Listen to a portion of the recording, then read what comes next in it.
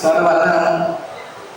ഇപ്പോൾ ഇന്നലെ വരെ എനിക്ക് ഡൗട്ടായിരുന്നു, ഞാനിത് യോഗ്യനാണോ ഇവിടെ വന്ന് പറയാൻ യോഗ്യനാണോന്ന് എനിക്ക് ഡൗട്ടായിരുന്നു. പക്ഷെ ഇന്ന് ഈ ഒരു സ്റ്റേജിൽ നിൽക്കുന്ന ഈ ടൈമിൽ എനിക്ക് തോന്നുന്നു ഞാനാണ് ഇതിൽ യോഗ്യനായിട്ടുള്ള ആളെന്ന് എനിക്ക് തോന്നുന്നു. കാരണം ഞാൻ കടന്നു വന്ന ഒരു സാഹചര്യം, കയറി കിടക്കുന്ന ഒരു വീട് പോലും ഇല്ലാത്തൊരു സാഹചര്യത്തിലാണ് ഞാൻ വന്നിട്ടുള്ളത്. ജൂനിയേഴ്സിനോടാണ് ഞാൻ പറയുന്നത്, എനിക്ക് എൻ്റെ കൂടെ പഠിച്ചവരോട് എൻ്റെ കൂടെ ഇറങ്ങുന്നവരോടല്ല ഞാൻ പറയുന്നത്.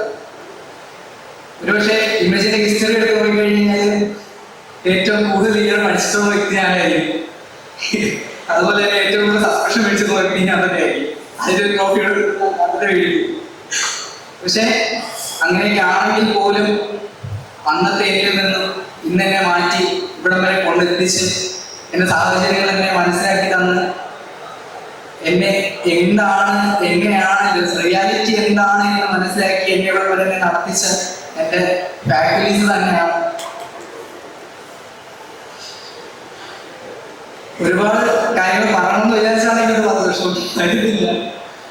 സോ എനിക്ക് ജൂനിയേഴ്സിനോടാണ് പറയാനുള്ളത്, എപ്പോഴും ഞാൻ അന്ന് വന്ന് കയറിയ ടൈമിൽ ഉള്ളതുപോലെ തന്നെയാണ് എനിക്ക് നിങ്ങളെ കാണാൻ പറ്റുന്നത്. കാരണം അതേ ടെൻഷൻ എല്ലാം ഞാൻ അന്ന് ഒരു പെട്ടുപോയോ എന്നൊരു ചിന്താഗതിയാണ് എന്റെ ജൂനിയേഴ്സിനെ ഇപ്പൊ എനിക്ക് കാണാൻ തോന്നുന്നത്. എന്റെ മെന്റാലിറ്റിയാണ് ഞാൻ പറയുന്നത്.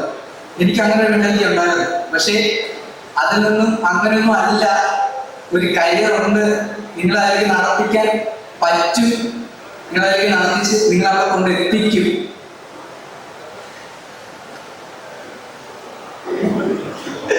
Thank you. പറയാൻ പറ്റത്തില്ല.